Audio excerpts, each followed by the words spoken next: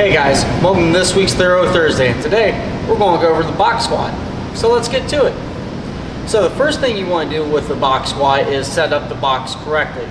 So when I put it in a diagonal formation, so that way when I go to sit back, I can actually sit back on the box a lot further, and my chances of missing the box are very minimal.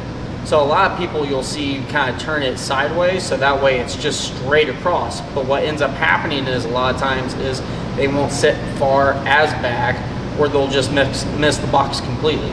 So that's why I like to keep it at a diagonal formation. So once we have that set up and the bar set up, I'm going to get under it and then walk it out, so that way the backs of my legs are touching the box. Again, I'm trying to make sure I will sit back and sit onto the box as much as I can throughout the movement. So once that's set up, I'm going to keep my chest upright the entire time and then push my hips back as far as possible.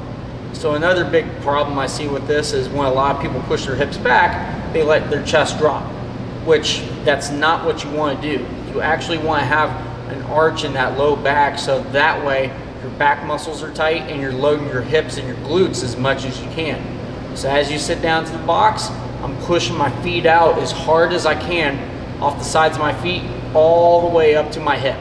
So what that does is it creates a lot of torque within my hip in order to load those hips and glutes properly as I'm sitting down to the box. Finally, I'm going to sit down to the box all the way into it, but I'm going to keep as tight as possible. So a lot of people, once they touch the box, they let loose and then try to come back up. If you're doing box squats, the chances are you're probably doing it to build posterior chain strength and build up those hips. Realistically, you're not going to do that unless you stay tight on the box the entire time. So if I pull the box from underneath you, you should still be standing.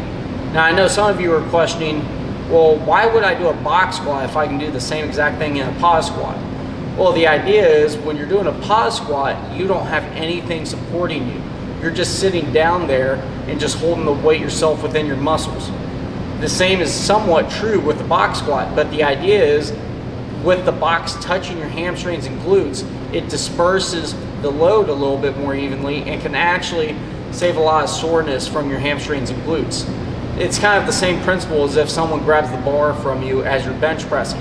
Even though you have the same intent is staying tight and pushing through that barbell, as soon as somebody touches it, it gives you a little bit, the force is less on you.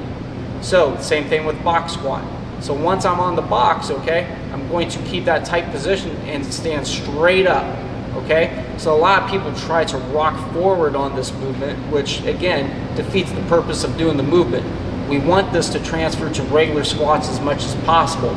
So we're going to stay tight coming down and coming up off the box, so that way it looks like as if the box isn't there in the first place. So I hope you guys found this useful, and I'll see you guys next Thursday.